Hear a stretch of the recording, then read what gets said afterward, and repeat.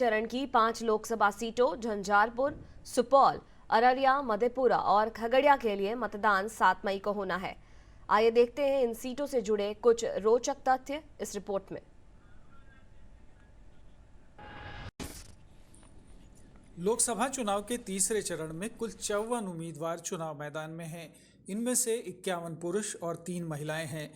इन सीटों पर 19 निर्दलीय भी अपनी किस्मत आजमा रहे हैं। समाज पार्टी ने सभी 5 सीटों पर अपने उम्मीदवार उतारे हैं, जबकि एनडीए गठबंधन के घटक दलों में से जदयू ने 3, भारतीय जनता पार्टी ने 1 और लोक जनशक्ति पार्टी रामविलास ने 1 उम्मीदवार चुनाव मैदान में उतारा है। इंडी गठबंधन की ओर से राष्ट्रीय जनता दल ने 3 उम्मीदवार उतारे हैं, जबकि सीपीआई-एम ने 1 उम्मीदवार खड़ा किया है। इसके अलावा मुकेश सहनी की पार्टी वीआईपी ने भी 1 उम्मीदवार उतारा है। इस चरण में एक भी सुरक्षित सीट नहीं है। अगर क्षेत्रफल की दृष्टि से देखें तो खगड़िया 2314 वर्ग किलोमीटर के साथ सबसे छोटा चुनाव क्षेत्र है, जबकि 2871 स्क्वायर किलोमीटर के साथ सुपौल सबसे बड़ा चुनावी क्षेत्र है। मतदाताओं की संख्या की दृष्टि से भी खगड़िया ही सबसे छोटा चुनावी क्षेत्र है, जहां 13,40,217 मतदाता हैं। वहीं वोटर्स की सबसे अधिक संख्या मधेपुरा में है। यहां 20,71,166 मतदाता हैं।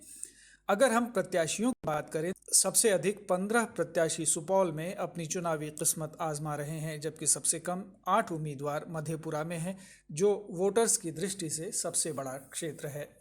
इन 5 सीटों पर मतदाताओं की कुल संख्या 98,60,397 है, जिसमें महिलाओं की संख्या 47,30,602 है। इस चरण में नए जुड़े युवा वोटर्स की संख्या 1,45,482 है। सुचारू मतदान के लिए 11,818 बैलेट यूनिट और इतनी ही कंट्रोल यूनिटों का इस्तेमाल किया जाएगा। साथ ही 12,000 से अधिक वीवीपैट की व्यवस्था भी की गई है। लिंग अनुपात अगर देखा जाए तो प्रत्येक 1000 पुरुष मतदाताओं पर महिला मतदाताओं की संख्या 911 है।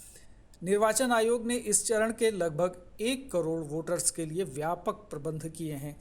सबसे अधिक 2047 मतदान केंद्र मधेपुरा में, जबकि सबसे कम 1865 मतदान केंद्र खगड़िया में बनाए गए हैं।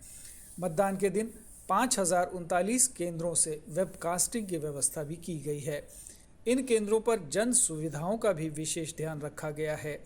साफ पीने का पानी, चिकित्सा किट और शेड्स का इंतजाम तो है ही, साथ ही दिव्यांगों के लिए भी विशेष व्यवस्था की गई है। ब्यूरो रिपोर्ट, दूरदर्शन समाचार, पटना।